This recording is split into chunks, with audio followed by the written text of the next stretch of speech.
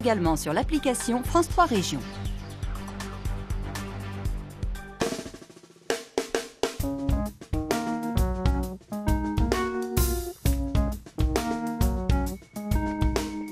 Bonjour, bienvenue dans l'itinéraire Bretagne. Nous vous emmenons cette semaine dans le sillage de femmes exceptionnelles, de femmes qui ont laissé leur empreinte dans l'histoire. Et nous sommes aujourd'hui à Douélan pour évoquer la vie et l'œuvre d'une femme brillante, militante, qui s'est battue toute sa vie contre les discriminations et pour le droit des femmes. Benoîte Groult était journaliste, écrivaine, comme elle aimait dire, et c'est ici qu'elle venait se ressourcer, jardiner ou encore pêcher.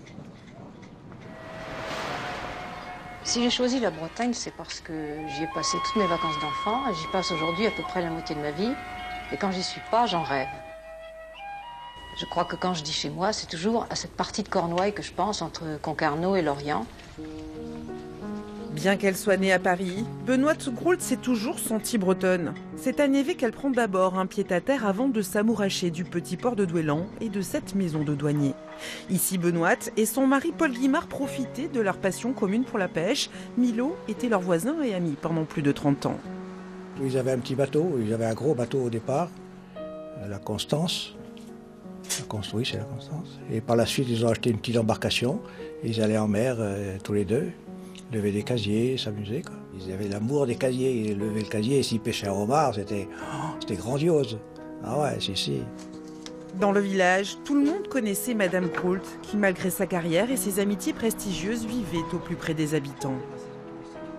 Benoît se fondait complètement dans la population. On pouvait rencontrer Benoît dans la rue, chez le boulanger, chez le quincaillier. Elle pouvait converser avec des gens pendant qu'elle faisait la queue. Elle était complètement présente comme une citoyenne habitante d'ici.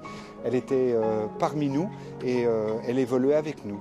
En Bretagne, Benoîte Groult trouvait le calme nécessaire à l'écriture, mais aussi l'inspiration et l'énergie pour continuer à défendre ses convictions. Je trouve qu'il y a une certaine correspondance entre les peuples colonisés, les minorités raciales ou régionales et la condition féminine.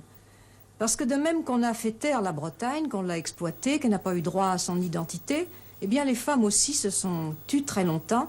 Je crois que c'est un besoin de tout le monde de retrouver sa vérité et de son identité et de prendre la parole.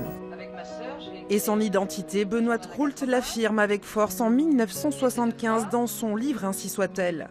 La journaliste et écrivaine défend le droit à l'avortement, le divorce et plus tard la féminisation des noms de métiers. Toute sa vie, elle lutte pour la liberté des femmes et l'égalité avec les hommes, comme une réponse au mépris subi plus jeune. J'étais un peu ce que Simone de Beauvoir appelle une jeune fille rangée. Enfin, j'ai été élevée comme une petite fille très sage, j'étais docile, j'adorais les études, j'étais soumise. Tout à coup, à 13-14 ans, on devient une jeune fille. Qui pisait, on n'est pas une jeune fille tout court, on est une jeune fille à marier. Comme on dit, une assiette à soupe ou la pâte à tarte.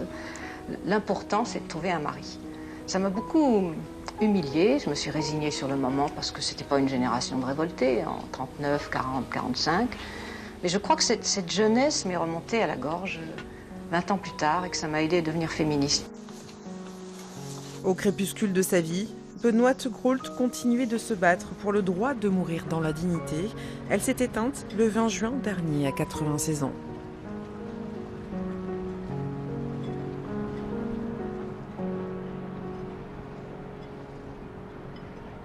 Bonjour Cécile Pelletier, merci d'être avec nous. Vous êtes adjointe à la culture de la ville de Quimperlé et vous travaillez aussi dans le milieu de la culture et du livre. Vous avez rencontré Benoîte Groult d'abord, évidemment, dans ses livres. Oui, c'est d'abord une rencontre de lectrice. Et à 16-17 ans, j'ai vu Les Vaisseaux du cœur. Je me suis dit, chouette, une petite romance. À 16 ans, on a envie de ce genre de lecture. Et puis là, le choc sur cette histoire, sur la manière dont on peut écrire. Donc ma rencontre avec Benoît Groult a commencé comme ça et peut-être aussi un peu avec le féminisme, je pense. Benoît Groult s'est fait connaître en 1975, notamment avec la sortie de ce livre Ainsi soit-elle, qui est un manifeste féministe. Quels étaient les grands messages, les grands combats qu'elle entendait mener aussi à travers ce livre ? En fait, c'est surtout qu'elle a dit les choses. C'est vrai que le bouquin a été vendu de mémoire à 1 million d'exemplaires, il a été traduit dans énormément de langues. parce qu'on avait l'impression que tout ça c'était des évidences, qu'on était au courant, et puis finalement ça n'avait jamais été écrit. Simplement la banalisation justement de ce féminisme qui était devenu un mot presque comme le nom d'une maladie, hein, alors qu'en vérité être féministe c'est être humaniste, c'est s'occuper de la moitié de l'humanité comme elle disait. Finalement les femmes en lisant ça se sont dit ah mais je croyais que l'oppression de la femme c'était bon pour les pays, alors sans en citer parce qu'il y en a à peu près partout, mais c'était souvent lié à la religion, et puis tout d'un coup on se rendait compte que c'était dans la vie professionnelle, que c'était dans la famille même, hein, pendant jusque dans les années 70, la femme était quelque part quand elle était mariée sous la tutelle de l'homme, elle ne pouvait pas ouvrir un compte bancaire sans l'autorisation du mari, donc je pense que c'est surtout elle a mis le doigt dans le quotidien d'une inégalité qui est insidieuse et qui pour le coup est minimisée et banalisée. Ces questions-là sont éminemment actuelles encore, malheureusement. Bah oui, on l'a vu cet été avec l'histoire du burkini, la remise en cause de la loi Veil et de l'avortement en Pologne, mais aussi en France régulièrement. Aujourd'hui encore, la femme dans la vie professionnelle a des écarts de salaire dont on entend parler. Enfin, c'est des choses qui sont dans nos vies quotidiennes. Donc, aller dire que ça y est, c'est gagné, c'est fini, c'est se voiler la face. Cécile Pelletier, vous souhaitez que Benoît de Groult reste ancré ici aussi sur le territoire, et vous souhaitez lui rendre un hommage?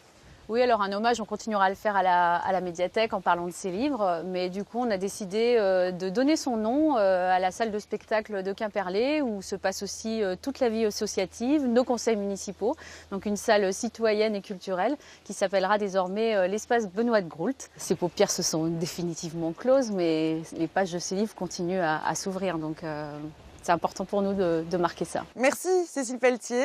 Je pense que vous vous avez donné le goût et l'envie de retrouver les livres de Benoît de Groult. Merci beaucoup. Merci à vous.